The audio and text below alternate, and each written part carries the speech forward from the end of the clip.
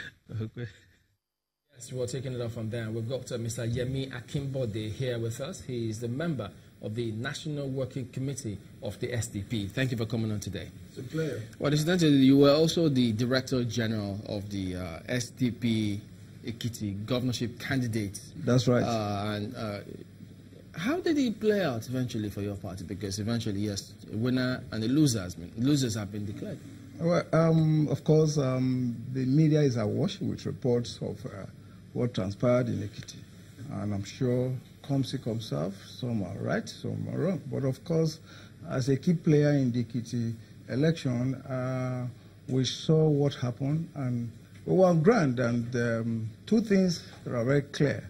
One, the election was highly monetized, and Ekiti had presence of massive military officers, which of course I thought was unnecessary. Military or police? Or military. I'm talking about military. Why focus on military? Yeah, I mean, this is an election that is conducted, and of course, here there are no insinuations. We believe going for election in a state like Ekiti, I don't think there was a need to bring the military. But is Ekiti enough to be a yardstick to measure the impact of monetization of the electoral process looking ahead going to 2019? Not at all. You see, it's unfortunate that Ekiti has been on the front burner. You see, what happens here happens everywhere. I think there is total collapse of value, our value system. So when you are picturing Ekiti, it's like you are isolating the cases.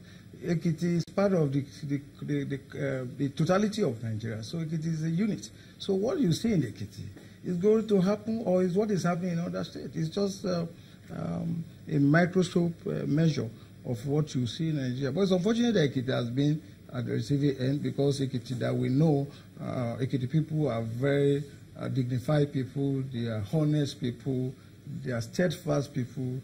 The people comes with a lot of dignity, but you see what we see. You see, I'm asking this because the APC, what they said was that they cannot sit back and watch other parties use money to influence voters, or what you call vote buying, by extension rigging the elections even before the elections are done.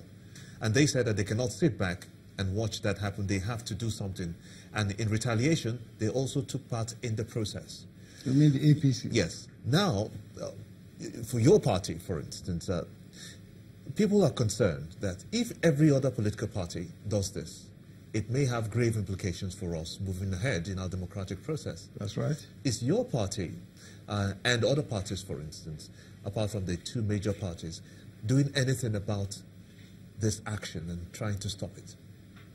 Yeah, as a major player in that election, we were having review meetings, and we were getting security reports of what was going on, and it was very obvious that money was involved at that stage. And we came to ourselves and asked ourselves some questions at the strategy session. Is that what we bargained for? Some of us believe that election should be given, people should be given opportunities to decide who becomes their leaders. That is, take power back to the people. But of course, when the issue of money came in, we discovered that it is a dangerous thing for Nigeria, because democracy is under siege. If you have to use money to buy every vote in an election, then it's senseless. It makes no sense. It doesn't show that we are learning. So the SDP as a party decided that we are not going to play in that game, that we are not going to share any money. We did not give any dime to anybody, because it's against the principle of democracy. It negates the principle of progress and development we are talking about. We thought there would be a change, a departure from the past, but I think it's getting worse every day. So there can't be sanctions, even though the governor-elect of Ekiti State, Mr. Fayemi, says that they didn't take part in any sharing of money to induce or influence voters. But if we look at the big picture, how much can you say in terms of our capacity to derail this monetization that we have seen. We've seen reports happen in other states even before Ekiti's election. And hopefully we'll not have that in the Osun elections. But can we derail the process? Now, let me tell you one thing. If you are saying it's not going to happen in the Osun election, you are just being smarter by half. It's going to happen if urgent actions are not taken. Let me tell you one thing. Everybody is talking about money in election. The Nigerian system has collapsed, and I think we are going to survive this. If Nigeria continues, we are sitting on a keg of bomb. If we continue like this, in the next 20 years, a country called Nigeria may not be in existence again. Because people are not saying the truth. If all the institutions are weaved together, I could see the reports that the U.S.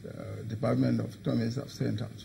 That shows that every institution that makes up the policy of Nigeria has collapsed. Is it the people not telling the truth, or is it the politicians? Everybody, including me and you. No, I'm telling you. Yeah, I'm just saying this. The legal institution, in that report, the legal system was elected. Infrastructure is there. The religious institution is there. All of them are interwoven. They are interrelated. You cannot isolate one from the other. Are you with me?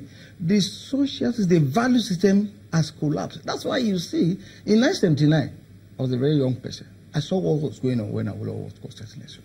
We were following politicians not because we wanted money. But if you go to the communities today, apparently with the politicians themselves, you will be on the campaign trail. And the people will be telling you, drop money, give us money. If you don't give money, you don't have votes. So it's not even the politicians that are the problem. The followership are part of the problem. So all of us are complacent. How do you stop a man who is hungry, for instance, because the poverty rate in Nigeria is very high? How do you stop a man from refusing all these inducements? Yes, that is it. That's what we call survival of the fittest. The man is hungry.